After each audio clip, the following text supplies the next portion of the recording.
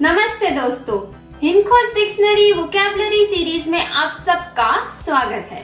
यहाँ पर हम सीखते हैं वोकैबुलरी रूट वर्ड्स के थ्रू। इसके लिए बेस है book word power made easy by Norman Lewis. आज के सेशन में हमारा टॉपिक है how to talk about common phenomenon and occurrences, session 39 to 41।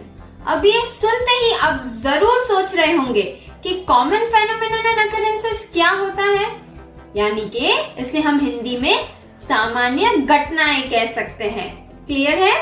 आज के सेशन में हम ऐसे रूट वर्ड्स जानेंगे जो रोजमर्रा की जिंदगी से जुड़े हुए हैं। अमीरी, गरीबी, खुशियां, खाना पीना, अस्पताल, पशुएं और ऐसा कहीं कुछ जिसका महत्व हर किसी की जिंदगी में अलग अलग है। कोई राजा होके भी खुश नहीं है तो कोई कम चीजें पाके भी काफी खुश है। ठीक है, तो चलिए शुरू करते हैं हमारा आज का सेशन। तो इस सेशन में हमारा पहला वर्ड है पेन्यूरी।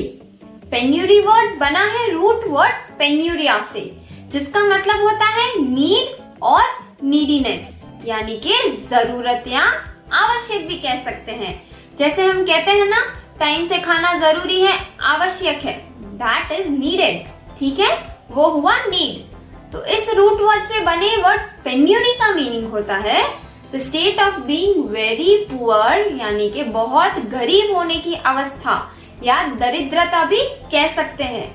ऐसे कई लोग हैं जिनके पास उनकी बेसिक नीड्स यानी कि रोजमर्रा की जरूरत पूरा करने के लिए भी पैसे नहीं हैं। बेसिक रोटी, कपड़ा, मकान जैसी जरूरत को भी ऐसे लोग पूरा नहीं कर पाते।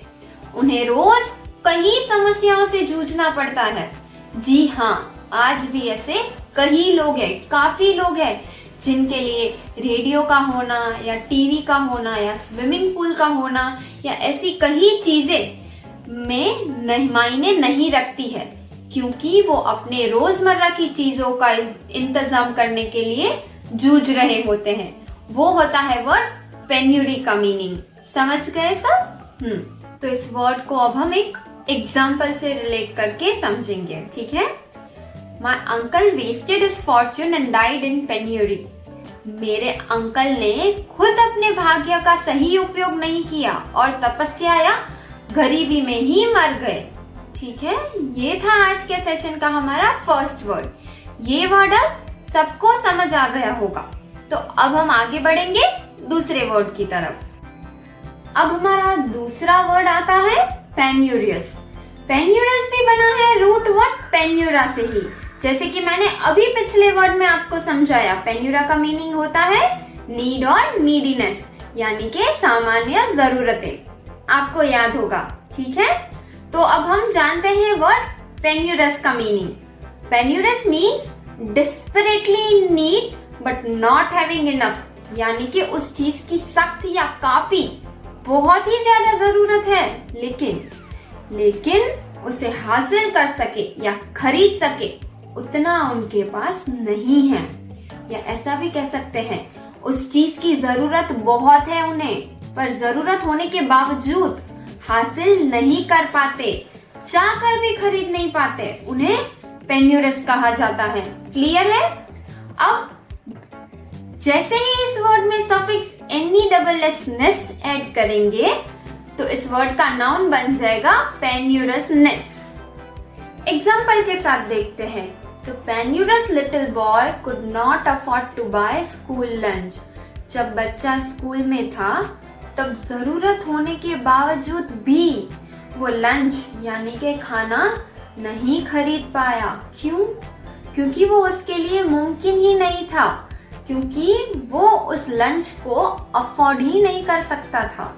अब इसके बाद का हमारा वर्ड है पैरसिमोनियस, जो कि बना है रूट वर्ड पेन्यूरिया से, विच मीन्स करेक्ट, नीड और नीडीनेस, यानी कि जरूरी, आवश्यक।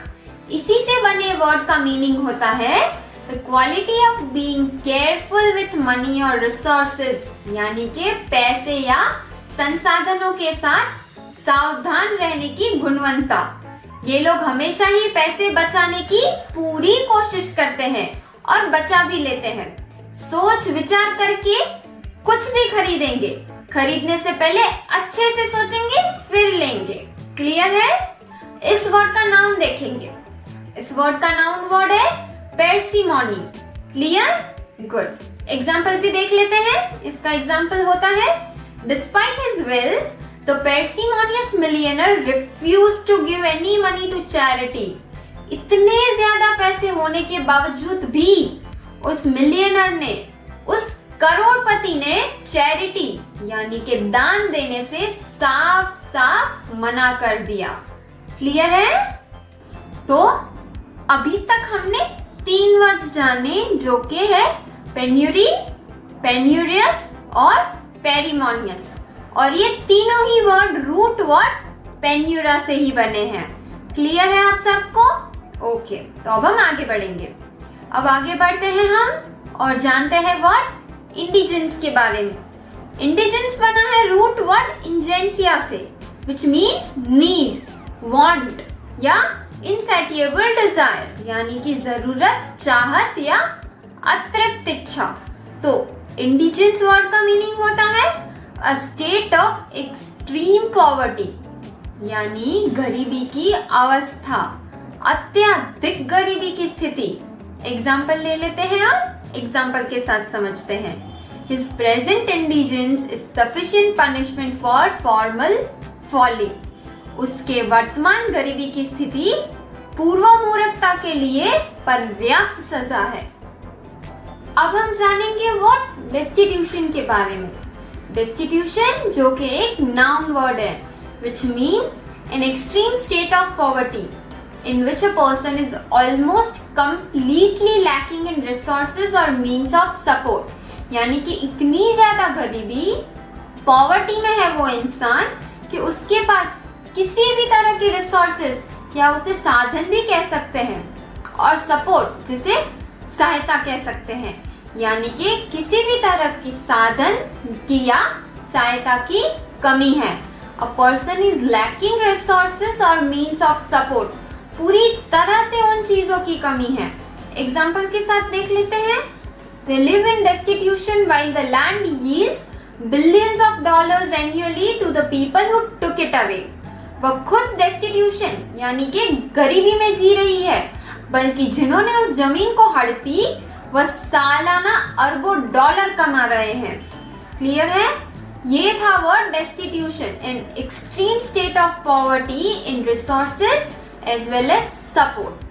ओके, आप सबको समझ आ गया? अब हम आगे बढ़ेंगे। अब हमारा नेक्स्ट वर्ड है एफ्लुएंस। यह वर्ड बना है रूट वर्ड फ्लूओ से, विच मीन्स टू फ्लो, यानी कि प्रवाह। ठीक है? तो affluence means a situation in which one has great amount of wealth, यानी कि ऐसी परिस्थिति जहां व्यक्ति के पास काफी सारा धन या अधिक धन है, वेल्थ है। ठीक है? अब एफ्लुएंस वर्ड एक नाउन वर्ड है। क्लियर? उसका एडजेक्टिव यानी कि विशेषण वर्ड बनता है एफ्लुएंट। ओके, तो अब हम एफ्लुएंस वर्ड से रिलेटेड एक एग्जांपल देख लेते हैं। When the economy crashed, many people of affluence became poor. जब इकोनॉमी गिरी यानी जब देश की अर्थव्यवस्था गिरी, तब काफी सारे लोग जो बहुत पैसे वाले थे वो भी गरीबी का शिकार बन गए। ठीक है? तो अब हम आगे बढ़ते हैं और जानेंगे हमारे अगले वर्ड के बारे में जो कि है ऑप्युलेंस। ये वर्ड बना है रूट वर्ड ऑप्युलेंटस से, विच मीन्स वेल्दी यानी कि धनी या पैसे वाला, ऐसा जिसके पास धन की कोई कमी नहीं है। तो इस रूट वर्ड से बनता वर्ड ऑप्युलेंस का मीनिंग होता है ग्रेट वेल्थ और लग्जरियसनेस, काफी सारा धन या लग्जरी यानी कि सारे ऐशो आराम, किसी भी चीज की कोई कमी ना होना। ओके, तो इस वर्ड का एडजेक्टिव वर्ड बनता है ऑप्युलेंट। एग्जाम्पल के साथ देख लेते हैं। He is surrounded by possessions which testify to his opulence. उसके पास ऐसी चीजें हैं जिसे देखते ही पता चल जाता है कि वो काफी पैसे वाला है। हमेशा ही अगर हम किसी इंसान को देखते हैं तो उसके पास होने वाली चीजों से हम अंदाजा लगा सकते हैं कि वो काफी पैसे वाला है। होता है ना ऐसा? लोगों के ब्रांडेड कपड़े, ब्रांडेड एक्सेसरीज या महंगी कार्स, फोन, इन सब को देख के आइडिया आ जाता है। तो वही होता है ऑप्युलेंस। तो ये था ऑप्युलेंस वर्ड। क्लियर है सबको? ओके, अब हम जानेंगे वर्ड फ्लूइड के बारे में। ये वर्ड भी बना है रूट वर्ड फ्लूओ से ही, which means to flow, जैसे कि आपको बताया था, यानी कि प्रवाह। तो इसी से बना वर्ड फ्लूइड का मीनिंग होता है capable of flowing as liquid does, यानी कि ऐसी चीजें जो लिक्विड जैसे कि पानी की तरह बहने में सक्षम हो। एग्जाम्पल के तौर पे students were forbidden to bring any fluid substances into the test for fear of spills. छात्रों को किसी भी तरह की लिक्विड वाली चीजें लेने पे प्रतिबंध था, क्योंकि उसके फैल जाने का डर या गिर जाने का डर था। फिर आता है वर्ड इन्फ्लुएंस। इन्फ्लुएंस बना है रूट वर्ड फ्लूओ से ही, which means to flow, जैसे कि हमने जाना प्रवाह। तो influence means the state of or fact of having the power or authority to affect change, to convince or to manipulate, यानी कि परिवर्तन को प्रभावित कराने की शक्ति या अधिकार रखना, जिसे समझाने के लिए मैनिपुलेट किया जाता है या मैनिपुलेट करना। एग्जाम्पल के तौर पे, since they would influence my decision, my mother told me to choose my friends wisely. मेरी माँ ने मुझसे कहा कि मैं अपने दोस्तों को बुद्धिमानी से चुनूं, क्योंकि वो मेरे फैसलों को प्रभावित करेंगे। अब आखिर में आता है वर्ड कॉन्फ्लुएंस, जो कि बना है रूट वर्ड फ्लूओ से ही, which means to flow, यानी के प्रवाह। तो उसी वर्ड से बने वर्ड का मीनिंग होता है a circumstance where two things merge or occur simultaneously gathering at one point, यानी कि ऐसी अवस्था या सिचुएशन जहां दो चीजें एक साथ घट गई हो और वो एक ही जगह पे एक ही समय पे। क्लियर है? एग्जाम्पल लेके समझते हैं। The confluence of two interior design styles has created a unique trend in decorating. एक ही समय पे जब इंटीरियर डिजाइन ने दो तरह के डिजाइन्स बनाए तो वो काफी अलग और अच्छे बन के आए, जो डेकोरेशन करने के लिए काम आ गए। तो ये था हमारा आज का सेशन। इस टॉपिक का पार्ट 2 भी हम जल्दी लाएंगे। उम्मीद है आपको इस वीडियो से हेल्प जरूर मिली होगी, आपकी मदद जरूर हुई होगी। तो इस वीडियो को लाइक करें, शेयर करें और कमेंट करें। हमारे चैनल को सब्सक्राइब जरूर कर ले और बेल आइकन को प्रेस तुरंत कर ले, ताकि हमारे अपकमिंग नोटिफिकेशन आपको तुरंत ही मिलते रहे। अब हम फिर मिलेंगे दूसरे पार्ट्स के साथ। धन्यवाद।